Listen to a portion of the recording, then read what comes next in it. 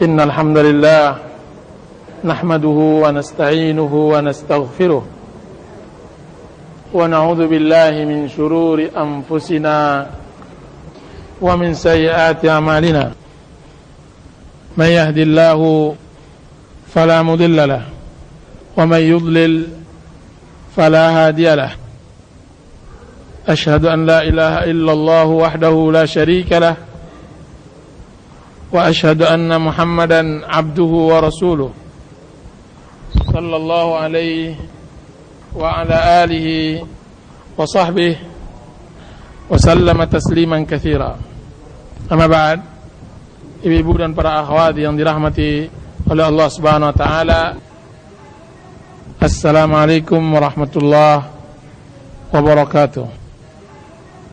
Kajian kita sore hari ini membahas tentang masalah ibadah yang terbesar, ibadah yang bisa dilakukan oleh setiap muslim dengan sempurna, yaitu ibadah doa kepada Allah Azza wa Jalla. Rasulullah sallallahu alaihi wasallam bersabda, "Ad-du'a'u huwal ibadah." Doa adalah ibadah. Di dalam hadis dhaif disebutkan, "Ad-du'a'u mukhul ibadah." Doa adalah inti ibadah. Dari doa seorang muslim belajar beribadah kepada Allah Azza wa Jalla, karena di dalam doa terdapat tata cara beribadah kepada Allah Azza wa Jalla dengan benar. Maka sore hari ini kita akan membahas ibadah yang sangat luar biasa ini, agar menjadi kekuatan bagi kita di dalam meningkatkan mutu ibadah kita kepada Allah Azza wa Jalla. Dan doa memiliki pengaruh yang sangat besar di dalam kehidupan seorang muslim. Bahkan tertahannya bala dan musibah itu disebabkan karena doa hamba-hamba Allah kepada Allah Azza wa Jalla. Allah Subhanahu wa taala mengatakan, "Qul ma ya'ba'u bikum rabbi laula du'aukum faqad kadzdzabtum fasawfa yakunu lizama." Katakanlah, apa peduli Rabb kalian kepada kalian kalaulah bukan karena doa yang kalian panjatkan kepada Allah Azza wa Jalla.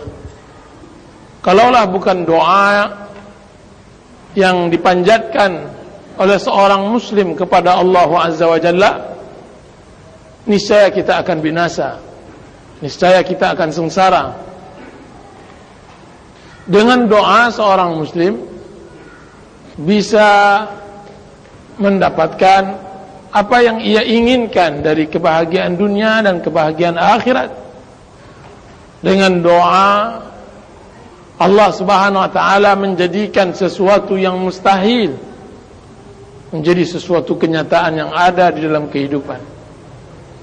Dengan doa tertolak bala, tertahankan musibah. Dengan doa didatangkan rezeki, dengan doa dihasilkan keberkahan dan tertolak kesengsaraan. Dengan doa seorang muslim bisa meningkatkan hubungan dan mempererat hubungannya dengan Allah Azza wa Jalla.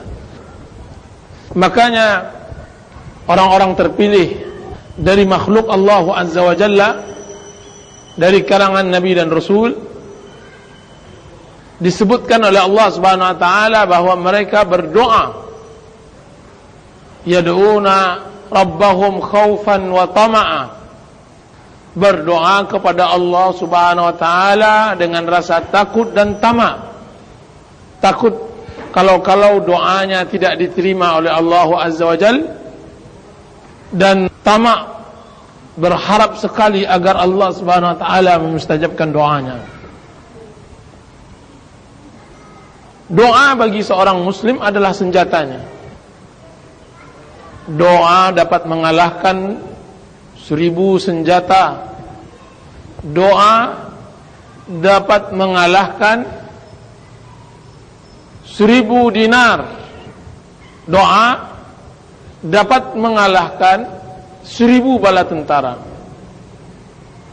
Dengan doa saja yang dimustajabkan oleh Allah Subhanahu wa taala, Allah Subhanahu wa taala jadikan bumi ini menjadi makmur, sejahtera. Dan sebaliknya dengan doa seorang hamba, Allah Subhanahu wa taala jadikan bumi ini menjadi kering kerontang atau banjir yang menenggelami bumi ini. Lihat bagaimana doa Nabi Nuh atas kaumnya ketika mereka tidak mau menerima dakwah yang telah disampaikan oleh Nabi Nuh selama 1000 tahun kurang 50 tahun. Dia mengatakan, fada'a rabbahu anni maghlubun fantasir, fafatahna abwabas samai bima'in munhamir.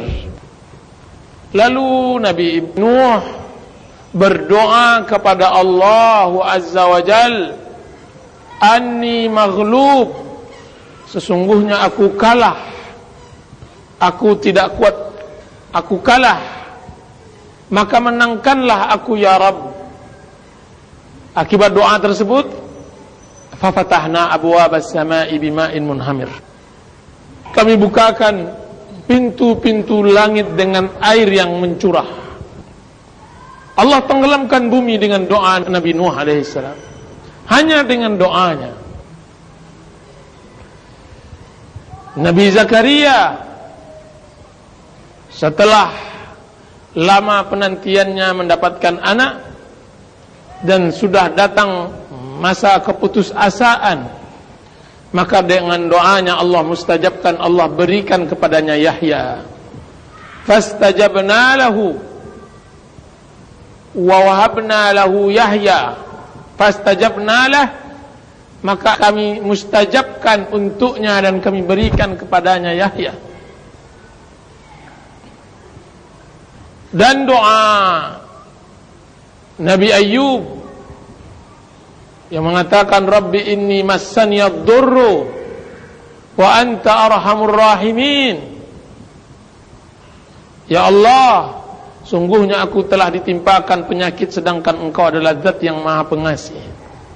Fastajabnalah, maka kami penuhi dan kami kabulkan doa Nabi Ayyub. Dan Dhunnun, Nabi Yunus, dia berdoa, Allah mustajabkan doanya. Allah mustajabkan doa Nabi Yunus ketika ia ditelan oleh ikan hiu. Begitulah besar arti doa bagi hamba-hamba Allah yang saleh. Maka di dalam kajian kita hari ini kita akan membahas tentang masalah doa. Ibu-ibu dan para akhwat yang dirahmati oleh Allah Subhanahu wa taala. Kenapa doa adalah ibadah? Bahkan kenapa doa adalah inti ibadah? Dari sekian banyak kita beribadah kepada Allah Azza wa Jalla, doa adalah intinya. Kenapa? Karena kita tidak mendapatkan ibadah yang paling mudah tergabung di dalamnya syarat-syarat ibadah kecuali di dalam doa. Rukun ibadah itu terbagi dua. Pertama, mengagungkan setinggi-tingginya Allah Subhanahu wa taala, dan yang kedua menghinakan diri, menghambakan diri kepada Allah Azza wa Jalla. Jadi mengagungkan dan menghinakan, mengagungkan Allah dan menghinakan diri kepada Allah Azza wa Jalla. Ketika seorang muslim, ketika ia berdoa kepada Allah, ada di dalam semua doa itu dua hal ini: membesarkan Allah dan mengecilkan dirinya. Dan dia adalah rukun ibadah. Setelah sempurna rukun ibadah ia laksanakan di dalam doanya, maka lahirlah khusyuk, maka muncullah tadarru', dan hadirlah ketenangan, kebahagiaan, dan tawakal, ketertundukan, dan pelepasan diri kepada Allah Azza wa Jalla. Dan ini yang diinginkan oleh Allah Azza wa Jalla dari doa. Makanya orang yang tidak pernah berdoa kepada Allah Subhanahu wa ta'ala disebutkan oleh Allah Subhanahu wa ta'ala adalah orang yang sombong. Allah Subhanahu wa ta'ala berfirman, innal ladzina yastakbiruna an ibadati sayadkhuluna jahannama dakhirin. Sesungguhnya orang-orang yang sombong di dalam ibadah, di dalam peribadatannya kepadaku, yaitu peribadatannya, yaitu doanya kepadaku, mereka akan masuk ke dalam neraka jahanam dalam keadaan hina. Allah sebutkan bahwa orang yang tidak berdoa adalah orang yang sombong. Kenapa? Karena ketika ia tidak berdoa berarti ia tidak lagi membutuhkan. Padahal dia adalah manusia yang lemah. Dia manusia yang sangat-sangat membutuhkan Allah. Kalla innal insana la yatgha ar-ra'ahu istaghna inna ila rabbikar ruj'a. Tidak sama sekali, sesungguhnya manusia dalam keadaan melampaui batas ketika ia melihat dirinya telah merasa cukup, tidak membutuhkan yang lainnya. Inna, apa obatnya? Inna ila rabbikar ruj'a. Sesungguhnya kepada Rabbmu lah kembali. Ibu-ibu dan para akhwat yang dirahmati oleh Allah Subhanahu wa ta'ala, jika seandainya seorang muslim ingin dimustajabkan oleh Allah Subhanahu wa ta'ala doanya, ingin Allah Subhanahu wa ta'ala nampakkan athar, pengaruh-pengaruh dari doanya, maka hendaklah ia melaksanakan apa yang telah diperintahkan oleh Allah Subhanahu wa ta'ala dari syarat-syarat dan adab-adab di dalam berdoa kepada Allah. Sebelumnya Ibnul Qayyim rahimahullahu ta'ala menyebutkan bahwa seseorang berdoa kepada Allah sama halnya dengan seseorang yang sedang memanah. Jika seandainya dia berkeinginan agar panahannya tepat sasaran, maka dia harus menyempurnakan 3 hal. Pertama, sasaran yang ia tuju harus hendaklah ia memiliki sasaran. Dan yang kedua, hendaklah ia mempunyai kekuatan untuk menarik panah yang hendak ia lemparkan. Dan yang ketiga, hendaklah ia memiliki panah yang lurus dan yang tajam. Seseorang yang memanah atau menembak tapi ia tidak memiliki sasaran, maka tidak akan pernah mengena selama-lamanya panahan atau tembakannya. Begitu sebaliknya, sasaran ada, akan tetapi panah tidak ada, atau panah bengkok, juga tidak akan sampai kepada sasaran yang benar. Begitu juga, panah sudah ada, sasaran ada, akan tapi tidak ada tenaga yang menarik panah tersebut, maka tidak juga mengena. Begitu juga di dalam doa kepada Allah. Berdoa kepada Allahu Azza wa Jalla harus hendaklah memiliki sasaran, yaitu ikhlas dan mengharapkan ridha Allah. Benar-benar mengharapkan ridha Allah. Banyak orang yang jatuh di dalam doanya, ia tidak ikhlas. Sekurang-kurangnya hatinya lalai di dalam berdoa, sehingga tidak ikhlas. Jadi hendaklah yang dituju itu adalah Allah, tidak mensyirikatkannya di dalam doa kepada sesuatu apapun. Kemudian tarikan kekuatan yang ia butuh untuk menarik panah tersebut, dialah kemauan dan keinginan dan kebutuhan kepada Allah. Itulah yang disebut dengan keyakinan akan dimustajabkan doa oleh Allah Azza wa Jalla. Wa antum muqinuna bil ijabah. Tarikan inilah dorongan dari sebuah kebutuhan yang sangat kepada Allah. Makanya Allah Subhanahu wa taala tidak akan menerima doa seorang hamba yang hatinya kosong, lahin, ghafil, lalai, lalai alfa dari Allah.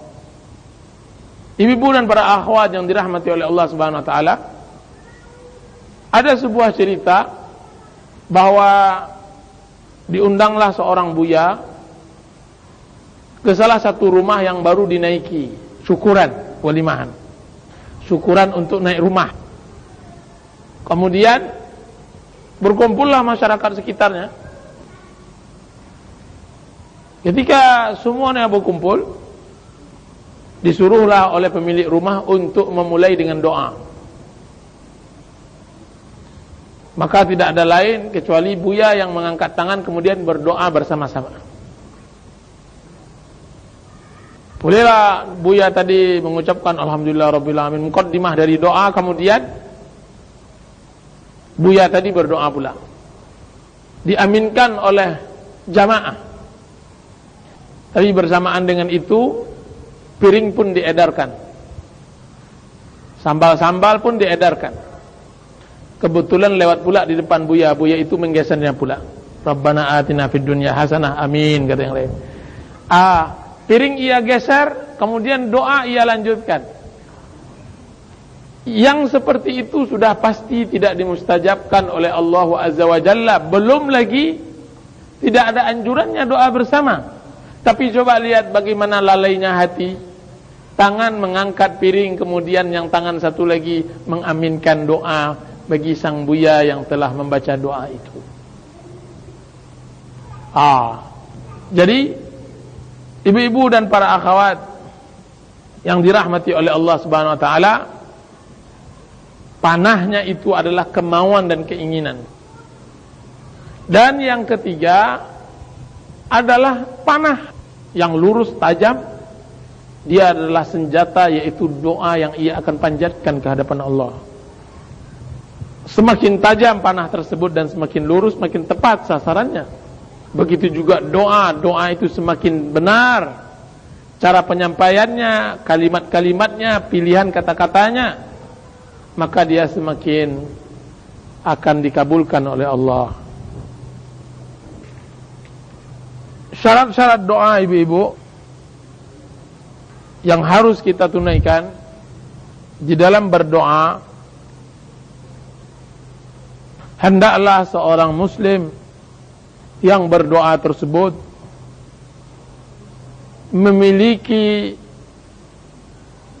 akidah dan tauhid yang benar kepada Allah Azza wa Jalla, mengetahui tentang hakikat makna rububiyah, uluhiyah, dan nama dan sifat Allah. Semakin dalam pengetahuannya tentang tauhid kepada Allah ini, semakin dalam pula hayatan dari doa yang ia berikan kepada Allah. Ketika ia mengucapkan misalnya, Ya Hayyun, Ya Qayyum, wahai zat yang maha hidup, wahai zat yang maha berdiri sendiri. Dia mengetahui apa makna kesempurnaan dari hidup Allah. Hidup yang tidak sama dengan hidup makhluk. Hidup yang tidak membutuhkan kepada yang lain, yaitu Qayyum. Ketika sampai makna tersebut dengan ilmu pengetahuan yang ia ketahui dari tauhid tersebut, maka penghayatan terhadap doa tersebut sangat besar. Ya Hayyun, Ya Qayyum. Disebutkan oleh para ulama kenapa sering Rasulullah SAW memanggil dengan dua nama ini, Hayy dan Qayyum. Karena disebutkan bahwa Hayyun, Qayyum adalah dua sifat yang saling membutuhkan pada sifat Allah. Ketika Allah Subhanahu wa taala Hayy, yaitu zat yang maha hidup, dia sudah pasti Qayyum, zat yang berdiri sendiri, tidak membutuhkan yang lain. Kesempurnaan qayyumiyahnya itu erat kaitannya dengan kesempurnaan kehidupan yang ia miliki. Sehingga hidupnya ia yang kekal, yang tidak akan merasakan kematian. Ketidakbutuhannya kepada makhluk mengangkatnya menjadi zat yang berhak untuk dipinta, untuk dimohon dan diharap, karena ia tidak membutuhkan. Apalagi ketika ia kaitkan dengan hadis qudsi yang Allah Subhanahu wa taala katakan, wahai anak Adam, ya ibna Adam, law anna awwalakum wa akhirakum wa insakum wa jinnakum ala atqa qalbi rajulin wahidin minkum ma zada ala mulki syai'a. Wahai anak Adam, sekiranya kalian berkumpul dari awal kalian sampai akhir kalian, jin kalian dan manusia kalian, semua kalian perhatikan orang yang paling bertakwa di antara kalian, niscaya tidak akan bertambah kekuasaanku sedikit pun. Ya ibna Adam, law anna awwalakum wa akhirakum wa insakum wa jinnakum ala afjari qalbi rajulin wahidin minkum ma naqasa min dzalika min mulki syai'a. Wahai Adam, sekiranya semua kalian berkumpul dari awal penciptaan kalian sampai akhir penciptaan kalian, berkumpul manusia kalian dan jin kalian, semuanya kalian perhatikan hati iblis, makhluk yang terburuk sifat dan akhlaknya, niscaya tidak akan mengurangi sedikit pun dari kekuasaanku. Itulah Hayyun Qayyum. Jika seandainya seorang hamba lebih dalam memahami makna nama dan sifat Allah, akan semakin terpuruk ia di dalam doanya, makin terjerembab di sebuah lembah yang sangat dalam, sedalam penghayatannya kepada doa tersebut yang ia telah sampaikan kepada Allah. Jadilah ia kerdil yang tidak ada artinya di hadapan Allah. Jadilah ia bagaikan satu butir pasir di atas pantai. Jadilah ia satu lembar dedaunan di hutan belantara. Jadilah ia satu tetes air di lautan yang luas, samudra yang sangat luas sekali. Tidak ada artinya. Ya Hayyun Ya Qayyum, Ya Hayyun Ya Qayyum. Jadi kalau seandainya Anda seorang muslim hendak menjadikan doanya menjadi hal yang luar biasa, hendaklah dia benar-benar memahami tauhid. Tauhid asma wa sifat secara khusus. Karena seorang hamba sering memulai doa dengan nama-nama, memanggil nama Allah. Seorang hamba akan berdoa kepada Allah, misalnya di dalam doanya, as'aluka bikulli ismin huwalak. Aku memohon kepadamu pada setiap nama yang engkau miliki. Sammaita bihi nafsak, yang engkau telah beri namamu. Engkau telah beri dirimu dengan nama yang engkau telah berikan, lekatkan. Au 'allamtahu ahadan min khalqik, atau nama yang telah engkau ajarkan salah seorang dari makhlukmu. Au ista'tharta fi ilmil ghaibi indak, atau engkau simpan di dalam ilmu ghaib di sisimu. Semua nama yang telah engkau ajarkan kepada kami. Bukankah engkau yang memberi nama engkau adalah Razzaq, Zat yang maha pemberi rizki, Rahim, yang maha pemberi rahmat, yang maha pemberi kasih sayang, Rahim, Rahman, yang memberikan segala bentuk kasih sayangnya kepada makhluk, Ghafur, maha pengampun, dan semacamnya. Wahai Ghafur, ampunkan aku. Wahai Rahman, rahmati aku. Wahai Razzaq, limpahkan anugerahmu kepadaku, rizkimu. Ya Ghaffar, Ya Aziz, Zat yang maha mulia, muliakan diriku.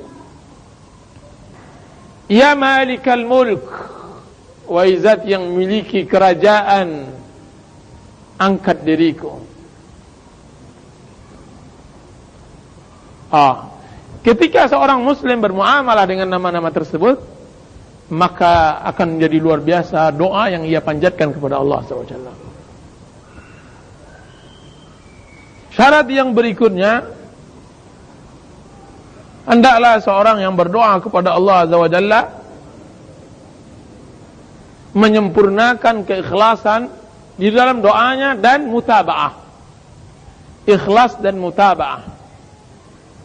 Jadi hendaklah seseorang itu benar-benar berdoa ikhlas dan sesuai dengan aturan Rasulullah sallallahu alaihi wasallam. Doa yang tidak ikhlas adalah doa yang hampa, tidak ada artinya. Makanya di dalam masalah ikhlas, seorang hamba kepada Allah membuat dia cemburu untuk menampakkan amalnya ke hadapan manusia. Orang-orang soleh ketika dia beribadah kepada Allah Azza wa Jalla dengan ikhlas, mengajarkannya untuk tidak berbuat riya dan sum'ah. Salah seorang tabi'in ketika ia membaca Al-Quran, berlinang air matanya, menangis kepada Allah Azza wa Jalla. Semenjak subuh ia baca Al-Quran, tiba-tiba 1 jam 2 jam setelah ia membaca Al-Quran, datang murid-muridnya ziarah ke rumahnya. Tidak ada waktu untuk menutup, tidak ada waktu baginya untuk menutup rahasia dirinya dengan Allah. Dia berusaha menangis, matanya memerah dan semacamnya. Kemudian ketika ia buka pintu tersebut, setelah ia bersihkan apa yang bisa ia bersihkan dari bekas-bekas tangisnya ketika membaca Al-Quran, dia mengatakan kepada murid-muridnya, ma asyaddaz zukam, ma asyaddaz zukam, alangkah kuatnya filekku hari ini. Dia mengatakan filek, alangkah kuatnya filekku hari ini, supaya benar-benar ingin menyembunyikan ikhlasnya kepada Allah Azza wa Jalla. Dia tidak mau berbagi amalnya untuk manusia. Dan mutaba'ah, mengikuti ajaran Rasulullah SAW, mengantarkan seorang muslim untuk tidak berbuat berlebih-lebih di dalam berdoa kepada Allah, untuk tidak membuat doa-doa yang tidak sesuai dengan anjuran syariat, untuk tidak berani berinovasi di dalam doa. Banyak orang-orang yang tidak mempunyai iman dan tidak memiliki ilmu berinovasi di dalam doa. Disengajakanlah, dibuatlah suara terseduh-seduh, disajakkan doa tersebut agar terasa indah dan semacamnya. Ini semuanya adalah bukti bahwa ia tidak mengikuti cara doa Rasulullah sallallahu alaihi wasallam. Jadi mutaba'ah, yaitu seorang muslim berusaha semaksimal mungkin benar-benar di dalam doanya mengikuti ajaran Rasulullah sallallahu alaihi wasallam. Syarat yang berikutnya, hendaklah ia mencoba makan dari makanan yang halal, pakaian dari hasil yang halal, tempat dari makanan yang halal. Jadi thayyibul mat'am, baik makannya, baik pakaiannya, ini adalah syarat dari dan adab dari berdoa. Rasulullah SAW bersabda bahwa seseorang bersafar dan berdebu, kemudian ia mengangkat kedua tangannya, kemudian dia mengatakan, Ya Rabbi, Ya Rabbi, wahai Rabbku, yaitu berdoa kepada Allah. Sedangkan makanannya haram, pakaian yang ia pakai haram. Apa kata Rasulullah SAW? Anna yustajabu lahu. Bagaimana pula Allah akan memustajabkan doanya sekiranya ia telah berusaha untuk mencari tempat-tempat mustajab doa, dari musafirnya ia, dari berdebunya pakaiannya, dari mengangkat kedua tangannya, dari diulang-ulangnya doa tersebut. Akan tetapi yang ia makan haram, nafas yang keluar dari doa tersebut haram, pakaian yang ia pakai haram, suaminya bekerja yang haram, tidak pernah dilarang, ikut serta makan haram. Tahu suaminya berbuat riba, dibiarkan saja, ikut serta dalam makan riba.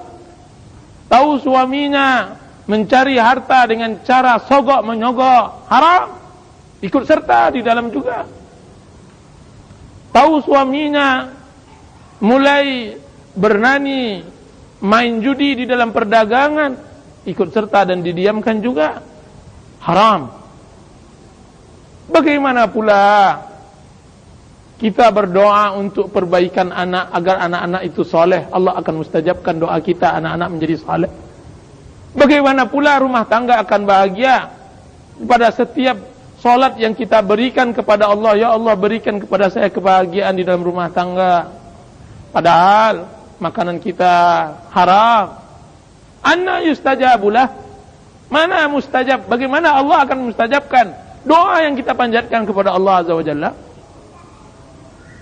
Lihat pesan seorang ibu yang salihah kepada suaminya ketika hendak berangkat, hendak bekerja. Dia mengatakan, Ya zawji, nasbiru ala al-ju'i wal atash, wala nasbir ala azabin nar, atau wala nasbir ala nari jahannam. Wahai suamiku, sungguhnya kami sabar menanti di atas kelaparan dan kehausan, akan kami tidak sabar atas api neraka jahannam,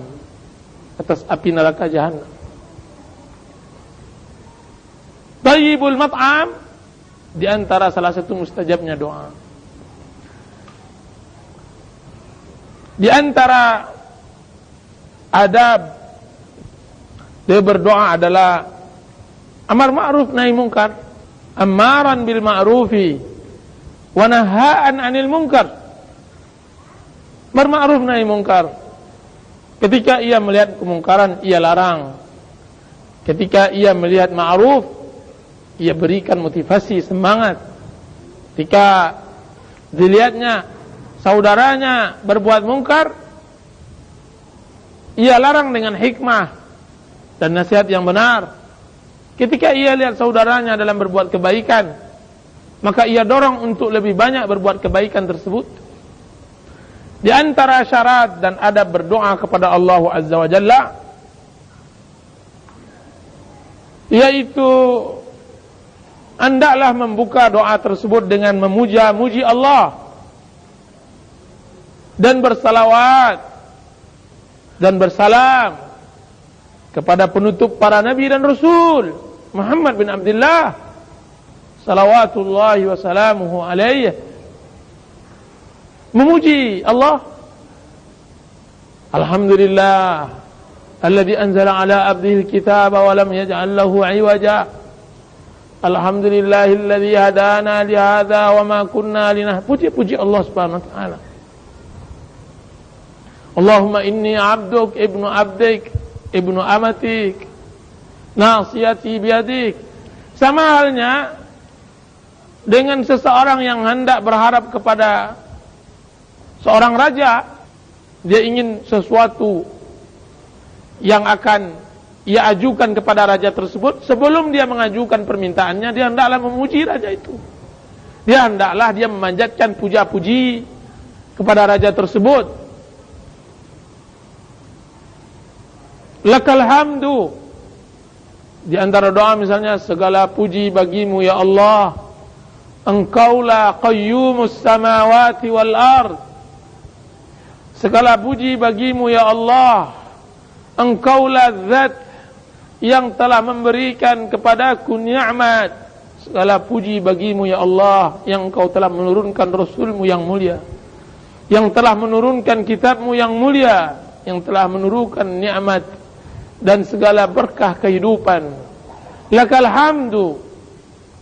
Segala puji bagimu ya Allah dengan Quran. Segala puji bagimu ya Allah dengan Islam.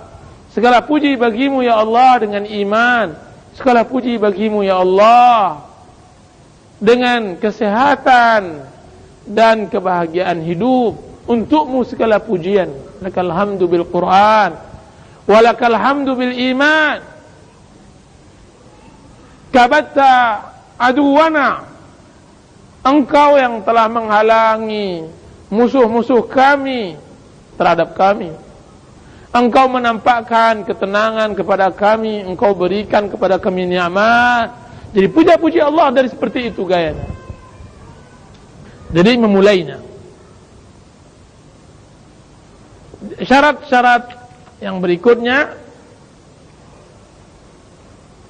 yakin dengan ijabah Allah, bahwa Allah akan mustajabkan doa. Sebagaimana dalam hadis dikatakan, wa antum muqinuna bil ijabah. Sedangkan kalian yakin dengan pemustajaban Allah Azza wa Jalla. Di antara syarat yang berikutnya adalah bertawassul kepada Allah dengan tauhid, dengan nama dan sifatnya dan amal-amal saleh kita. Kemudian baru kita memohon kepada Allah. Di sini berarti ada 3 urutan di dalam berdoa. Pertama, memohon kepada Allah dengan nama dan sifatnya. Allah Subhanahu wa taala mengatakan, walillah al-asmaul husna fad'uuhu biha. Sungguhnya Allah memiliki nama dan sifat, sifat-sifat, nama-nama yang baik. Maka berdoalah kalian dengan nama-nama tersebut. Maka kita berdoa kepada Allah dengan nama dan sifat Allah Azza wa Jalla. Syarat yang kedua, memohon kepada Allah Subhanahu wa taala dengan kebutuhan kita kepada Allah dan dengan kehinaan diri kita di hadapan Allah dan dengan amal saleh yang kita telah berikan kepada Allah Azza wa Jalla. Katakan misalnya kepada Allah, ya Allah, akulah ini hambamu yang hina, akulah hambamu yang tidak ada artinya di hadapanmu, hambamu yang banyak dosanya, hambamu yang datang kepadamu dalam keadaan berdosa, salah, lalai, yang alfa, hambamu yang bersempoh ke hadapanmu, tiada daya, tiada upaya, la hawla wa la quwwata illa bik. Tidak ada daya dan upaya kecuali Engkau. Hambamu yang hina, yang sekarang di hadapanmu memohon dan meminta, ajukan doa seperti itu kepada Allah. Dan yang ketiga, memohon kepada Allah dengan permintaan hajat kita, memohon kepada Allah hajat kita setelah kita melakukan hal yang seperti itu. Dan syarat-syarat yang berikutnya, hendaklah seorang muslim di dalam adabnya berdoa kepada Allah memperbanyak doa ketika lapang. Di dalam hadis disebutkan, man sarrahu ay yastajiballahu lahu 'inda syada'id wal kurab falyukthirid du'a fir rakha. Barang siapa yang hendak berbahagia, Allah mustajabkan doanya dalam kesusahan dan mara bahaya, maka hendaklah ia memperbanyak doanya dalam kelapangan. Fazkuruni azkurkum. Ingatlah aku, niscaya aku akan ingat kepada kalian. Ingatlah Allah dalam masa lapang, niscaya Allah akan ingat pada masa. Sehingga nanti suatu saat kalau seandainya datang musibah, Allah akan mustajabkan doa kita. Seakan-akan Allah mendengar jeritan doa seorang hamba. Kemudian Allah mengatakan, hambaku si fulan yang berdoa ketika masa lapangnya, wahai Jibril, dengarkan apa yang dia doakan masa sempitnya. Di antara adab di dalam doa, nyinyir di dalam berdoa. Selalu mengulang-ulang doa tersebut. Karena di dalam hadis disebutkan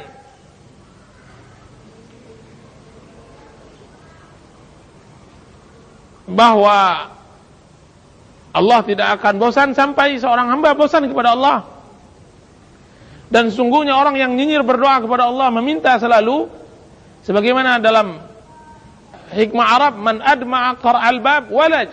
Barang siapa yang sering mengetok pintu, niscaya dia akan masuk. Jika seandainya seseorang selalu mengetok pintu Allah, niscaya Allah akan mustajabkan doanya. Dan adab yang berikutnya, tidak berputus asa dari rahmat Allah. Ketika seorang hamba telah berdoa, aku telah berdoa, saya telah mohon bertahun-tahun akan tapi tidak ada mustajab doanya. Mana pengaruh doanya? Maka hendaklah dia jangan berputus asa. Karena Allah Subhanahu wa taala mengatakan, wa may yaqnut min rahmati rabbih illa dhallun. Tidaklah yang berputus asa dari rahmat Allah kecuali orang yang sesat. Dari Abdullah bin Mas'ud radhiyallahu anhu, akbarul kabair al-isyraku billah wal amnu min makrillah wal qanutu min rahmatillah wal ya'su min rawhillah. Di antara dosa-dosa yang paling besar yaitu berbuat syirik kepada Allah, merasa aman dari makar Allah, dan berputus asa dari rahmat Allah. Apa kata Sufyan bin Uyainah? Janganlah salah seorang kalian terhalangi dari berdoa dari apa yang ia lihat dari mustajab Allah kepadanya. Janganlah ia terhalangi dari doa tersebut. Sesungguhnya Allah Subhanahu wa taala telah memenuhi doa permintaan makhluknya yang terburuk dan terlaknat, yaitu iblis. Itu ketika iblis mengatakan, qala rabbi anzirni ila yaumi yub'atsun, qala fa innaka minal munzarin. Yaitu ketika iblis mengatakan, ya Allah, undurkan aku sampai hari kiamat. Maka apa kata Allah Subhanahu wa taala memustajabkan permintaan iblis, sungguhnya engkau adalah orang-orang yang diundurkan. Dan yang terakhir dari syarat berdoa adalah berhusnuzon kepada Allah di dalam doanya dan dalam semua kehidupannya. Dalam hadis disebutkan, ana inda zanni abdi bi wa ana ma'ahu idza dzakarani. Sungguhnya aku bersama husnuzon seorang hamba, dan aku bersamanya selagi ia mengingatku. Dan hendaklah di dalam hatinya hendaklah pemustajaban doa lebih dominan di dalam hatinya. Jadi keyakinan ia Allah memustajabkan doanya hendaklah dominan. Sebagaimana dalam hadis yang kita bacakan tadi, ud'ullah wa antum muqinuna bil ijabah. Berdoalah kepada Allah sedangkan kalian yakin dengan mustajab Allah, dengan dikabulkan oleh Allah Subhanahu wa taala. Wa'lamu anna Allah la yastajibu du'aan min qalbin ghafilin lahin. Ketahuilah, sungguhnya Allah tidak akan mustajabkan doa dari hati yang lalai. Pembahasan yang berikutnya yaitu sebab-sebab dikabulkannya doa. Allah Subhanahu wa taala mengatakan, "Wa idza sa'alaka 'ibadi anni fa inni qaribun ujibu da'watad da'i idza da'an." Jika seandainya hamba-Ku memohon kepadaku, sesungguhnya Aku dekat memenuhi dakwah doa seorang yang berdoa ketika ia berdoa kepadaku. Surah Al-Baqarah. Jadi Allah Subhanahu wa taala qarib. Allah Subhanahu wa taala turun ke langit dunia di sepertiga akhir malam. Kemudian Allah mengatakan, hal min sa'ilin fa'utiyah. Apakah ada orang yang memohon sehingga Aku akan beri ia? Hal min mustaghfirin fa'aghfirulah. Apakah ada orang yang meminta ampun kemudian Aku ampunkan ia? Hal min da'in fa'astajibulah. Apakah ada orang yang berdoa kemudian Aku mustajabkan doanya? Allah meminta hamba-hambanya untuk melakukan hal seperti itu. Jika seandainya hal yang begitu, apa sebab-sebab dari dimustajabkannya doa? Maka ia terbagi dua. Pertama, sebab zahir dan sebab batin. Sebab zahir yaitu dengan mendahului doa tersebut dengan amal saleh seperti sedekah. Anda hendak berdoa, sedekah dulu si fakir miskin yang memohon. Atau berwudu, atau salat, mengangkat kedua tangan. Mencari waktu-waktu yang mustajab. Waktu yang mustajab. Sebagian salaf ketika ia berdoa dia bersedekah dahulu. Waktu-waktu yang mustajab itu dalam tahunan, misalnya doa hari Arafah atau di tempat-tempat masyair haji, mencari malam Lailatul Qadar dalam bulan seperti bulan Ramadan, terutama di 10 akhir Ramadan, dalam mingguan seperti hari Jumat, atau antara imam duduk di mimbar sampai selesai salat tersebut dari hari Jumat tersebut, dalam hitungan waktu sahur, pertengahan akhir malam, atau suatu waktu di hari Jumat, atau dikatakan bahwa dia adalah akhir waktu setelah salat asar. Itu waktu-waktu yang mustajab. Adapun tempat-tempat yang mustajab seperti Mekah atau di tempat-tempat masyair haram. Adapun keadaan-keadaan yang mustajab ketika berperang, bertemunya dua tentara, bala tentara, yang satu muslim, yang satu kafir, berdoalah kepada Allah Azza wa Jalla. Ketika turunnya hujan, ketika berwudu, ketika azan, antara azan dengan iqamah, ketika hendak ditegakkan salat wajib, ketika sujud, ketika sebelum salam, ketika berpuasa, ketika hendak berbuka, doa orang yang haji hendak berangkat haji, doa orang yang dizalimi, doa imam yang adil, doa orang tua, doa setelah mengkhatamkan Al-Quran, doa di dalam majlis ta'lim, atau sedang berkumpulnya kaum muslimin, atau sedang terbangun tengah malam, ketika ia mengucapkan la ilaha illallah, ketika ia mendengar kokokan ayam, ketika doa orang sakit ketika sampai ia sembuh, atau orang yang hadir menghadiri orang yang sakit atau orang yang meninggal, atau doa seorang muslim kepada saudaranya dari kejauhan, atau doa musafir, atau doa orang yang terdesak. atau orang yang mau hendak tidur, atau dan juga diriwayatkan ketika melihat Ka'bah. Nah, itu keadaan-keadaan yang dimustajabkan oleh Allah Azza wa Jalla. Apa semua ibu-ibu? Ya, itu berarti ada 3. Itu zahir. Jadi sebab-sebab zahir itu tadi, yaitu salah satunya menggunakan kesempatan, waktu, tempat, dan keadaan yang mustajab. Adapun sebab batin, sebab batin yang membuat seorang doa orang dimustajabkan oleh Allah Subhanahu wa taala adalah mendahului doa tersebut dengan taubat yang nasuh. Inni atubu wa la aub. Ya Allah, aku bertaubat dan tidak akan kembali lagi berbuatnya. Mengembalikan kezaliman. Hak-hak orang yang kita ambil, kita balikkan. Ya fulan, ya allan, ya anu. Ini sesuatu yang aku ambil, maka ridhakanlah. Memperbagus makanan, minuman, pakaian, tempat tinggal, kendaraan dari mata pencarian yang halal.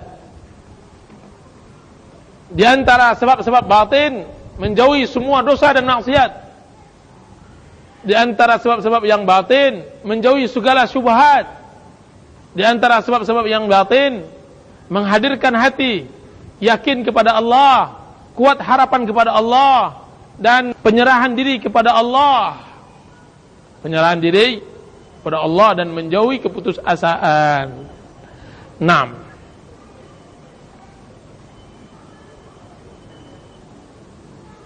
Jika seandainya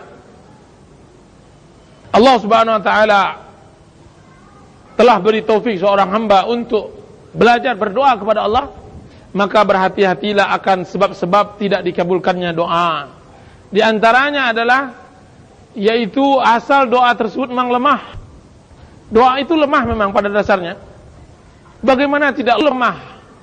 Karena yang ia minta adalah hal yang mustahil. Seperti ia minta, ya Allah berikanlah aku kuda yang bersayap. Doa yang mustahil. Atau doa yang memang luar biasa, tidak mungkin. Ya Allah lahirkan aku di Mekah. Dia sudah lahir. Ya Allah jadikan suamiku perempuan. Nah misalnya. Entah marah gara-gara apa, tidak tahu. Dia minta berdoa begitu. Itu mustahil dan itu lemah dan mustahil mustajabnya. Ada salah seorang ulama, kalau saya tidak salah namanya Utbatul Ghulam. Suatu hari setelah dia berjihad di jalan Allah Azza wa Jalla, pedangnya telah basah dengan darah kaum kufar, orang-orang Romawi. Istirahatlah pasukan di kemahnya, di sebuah tempat, di semak-semak, dipancangkan di sana kemah. Kemudian Utbatul Ghulam, namanya saya kurang pasti, tapi salah satunya mungkin Utbatul Ghulam, dia berangkat sendirian, menjauh dari kaum muslimin yang istirahat. Sampailah ia di dalam sebuah rimbunan semak, kemudian ia masuk ke dalamnya. Ia tambatkan kudanya, kemudian ia masuk ke dalamnya. Kemudian ia diikuti oleh salah seorang kaum muslimin yang hendak mengetahui apa yang diperbuat oleh Utbah. Kiranya ia bertakbir, salat. Di dalam salatnya ia berdoa. Di antara doanya agar Allah Subhanahu wa taala memberikan kepadanya rezeki tanpa ia kira. Dan ia berdoa pula agar tidak beda antara dinding dengan seorang wanita di matanya. Dan yang ketiga, agar Allah Subhanahu wa taala berikan kepadanya mata yang tidak pernah tidur. 3 doanya. Kemudian setelah ia keluar, dikejutkan ia oleh orang yang mendengarkan doanya tersebut. Sebelum dia menutup doanya tadi, dia menyampaikan kata-katanya, ya Allah semua orang dimustajabkan doanya kecuali Utbah. Utbah engkau tidak mustajabkan doanya. Ketika itulah dia dihampiri oleh kaum muslimin tersebut, menanyakan apa yang didoakan oleh Utbah tersebut. Maka dia sebutkan 3 hal tersebut. Apa katanya? Sedangkan rezeki yang tanpa ia kira telah ia dapatkan setiap ia masuk rumah datang rezeki tersebut. Sedangkan tentang wanita yang ia lihat wanita dengan dinding sama saja, maka ia telah lihat. Apa katanya? Tidak beda bagiku wanita dengan dinding, sama saja. Akan tapi satu hal yang belum Allah mustajabkan, yaitu Allah Subhanahu wa taala berikan kepadanya mata yang tidak pernah tidur. Dia masih tidur walaupun sejam atau 2 jam atau semacam. Yang jelas, apa kata sahabatnya tadi?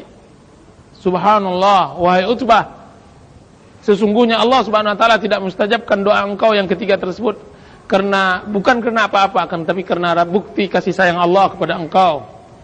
Bukti kasih sayang Allah kepada engkau. 6. Jadi sebab terhalangi pengkabulan doa itu disebabkan karena pada hakikatnya doa itu lemah.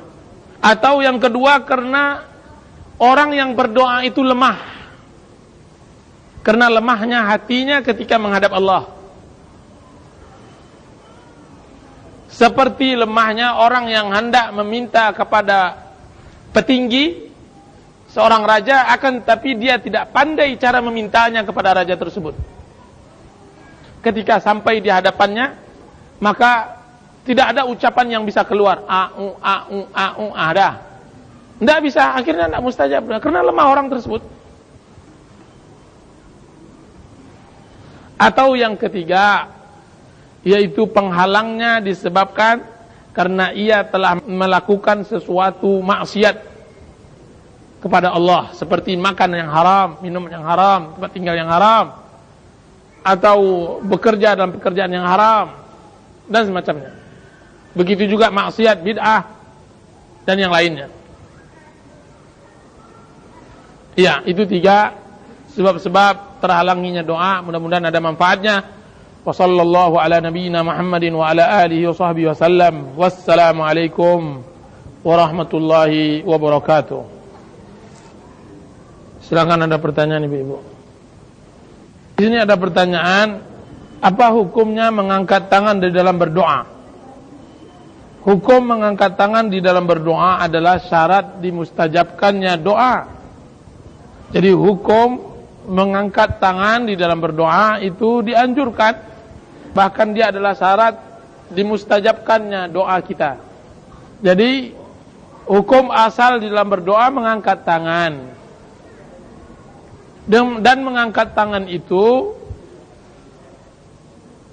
mengangkat tangan tersebut terbagi 2. Mengangkat tangan di dalam istisqa itu diangkat setinggi-tingginya sampai nampak ketiak kalau seandainya laki-laki, tinggi di surah istisqa. Tapi kalau seandainya di dalam doa sendirian itu diangkat tangan sampai sejajar dengan telinga. Ya. Mana yang lebih afdal, berdoa dengan menggunakan bahasa doa yang dalam hadis atau bahasa sendiri? Yang afdal menggunakan bahasa dalam hadis dengan menghayati maknanya. 6. Ustaz, apa maksud berdoa pada saat melihat orang meninggal? Tolong jelaskan kembali untuk siapa doa tersebut. Untuk keluarga yang ditinggal dan semacamnya. Jadi ketika melihat orang sakit dan meninggal, kita lihat orang meninggal tersebut, teringat kita akan kematian, kita berlindung kepada Allah dari buruknya kematian dan semacamnya. Itu doa seperti itu untuk kita atau untuk orang yang hendak kita berikan kepadanya doa.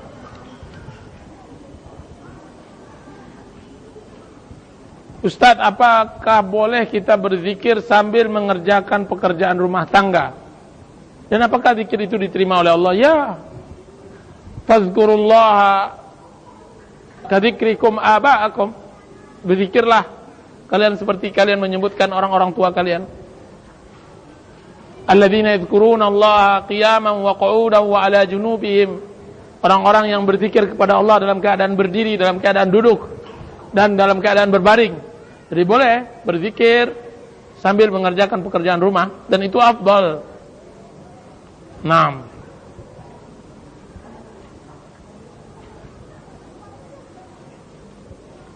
Ustaz, suami saya seorang PNS, tapi dia jarang pergi kerja dan selalu diingatkan bahwa tidak halal gaji yang diterima tapi tidak dihiraukan. Sampai kapan mengingatkan suami sementara gaji yang diterima digunakan untuk belajar rumah tangga? Mohon penjelasannya ya Ustaz. Rasulullah SAW mengatakan, khudhi ma yakfiki bil ma'ruf, khudhi ma yakfiki wa waladiki bil ma'ruf. Ambillah yang cukup untukmu dan cukup untuk anak-anakmu dengan baik. Mudah-mudahan begitu. Seorang pegawai negeri sipil, ketika ia telah ingkar dari perjanjiannya, dia harus bekerja sebanyak ini, kemudian dia bekerja sebanyak itu cuma, berarti sisanya tidak halal baginya. Wallahu ta'ala a'lam.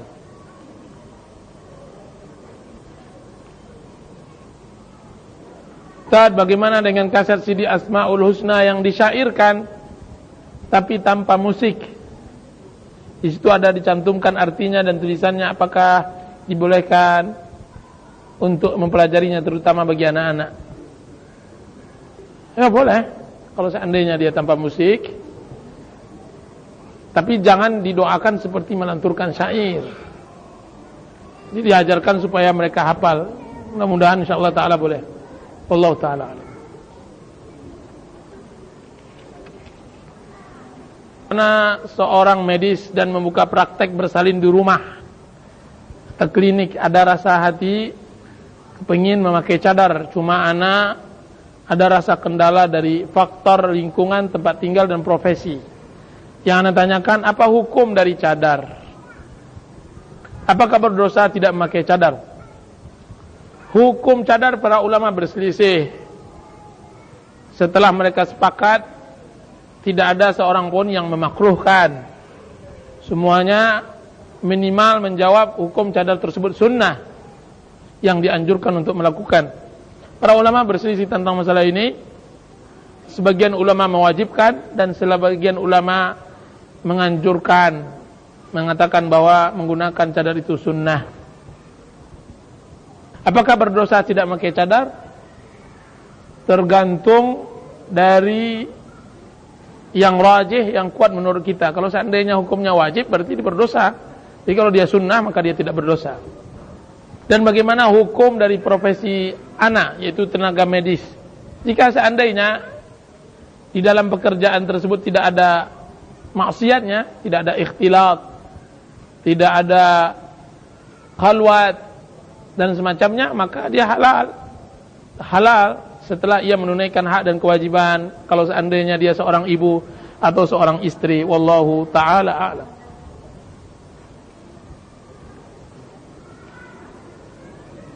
Ketika membaca Al-Quran, kapan kita memakai ta'awuz? Ta'awuz di awal kali kita membaca Al-Quran, kita membaca ta'awuz. Kalau kita akan memulai membaca surat Al-Quran yang terputus, apakah kita membaca basmalah? Tidak, membaca basmalah di awal surat.